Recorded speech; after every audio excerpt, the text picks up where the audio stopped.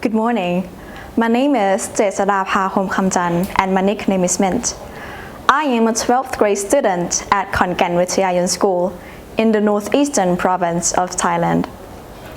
Soon I will begin my university studies, but when I found out about this competition, I immediately wanted to participate because this is a great opportunity where I would be able to offer my opinions and feelings on topic that I think is important to society, especially younger generations. And I felt the required topic for this speech would enable me to do that. Before I start addressing the topic sentence, please understand that I offer my opinions and thoughts.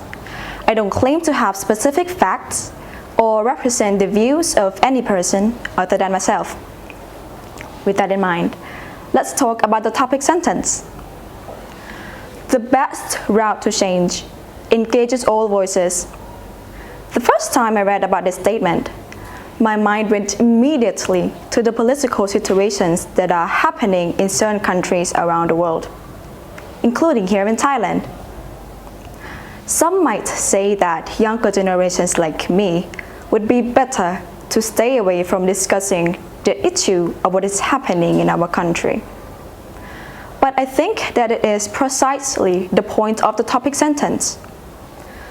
If the best route to change truly does engage all voices, then people should be encouraged to speak up, to give their own opinions, to offer ideas, not remain silent. However, I know it is important that all sides of an issue be heard, which again is the point of the topic sentence.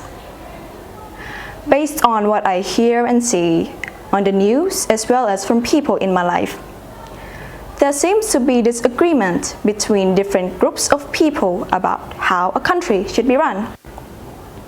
We can consider the case of what is happening in Myanmar right now. It seems like the majority of the population wants the elected government to run the country, while the military feels they should be in control. The situation is getting worse, and it seems neither side wants to listen to the other. Again, it is my opinion. But should the military government listen to the millions of voices asking for change? Of course it should. On the other hand, should those millions of voices let the military government be heard concerning its doubts about the election? Of course they should. Here, I make no statement about who is right or wrong in that debate. I offer no opinions about what exactly should they do, other than to say that both sides should engage each other so that everybody's concerns can be heard. I think that is how compromise is supposed to work. I use the example of what is happening in Myanmar, but this approach would actually be useful in any situations where there are both sides of an issue. It really is a common sense idea of how this kind of problem should be solved, so I wonder why it isn't used more. Now, I'm sure you get the idea that change can happen by listening. But don't remember the importance of speaking too. I assume there have been some times in the past that we hesitated or even afraid to suggest our opinions to others.